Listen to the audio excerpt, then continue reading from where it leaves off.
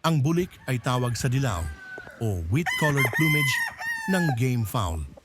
Hindi ito iisang bloodline, kundi color family na makikita sa iba't ibang strains. Pinagmulan ng Dome.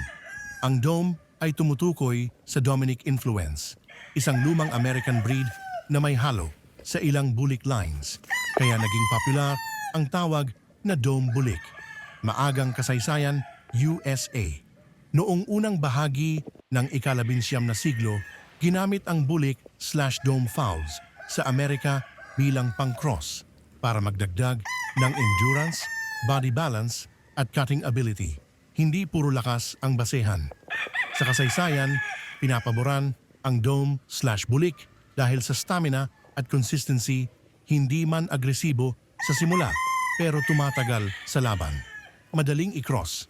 Dahil sa balance traits, naging paborito ang dome/bulik na ihalo sa hatch, kelso at sweater para ayusin ang timing at kondisyon.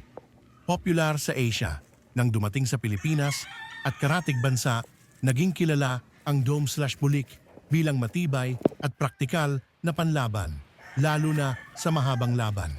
Hanggang ngayon, gamit pa rin, patuloy na pinahahalagahan ang dome/bulik sa modernong breeding dahil sa durability, magandang katawan at adaptability.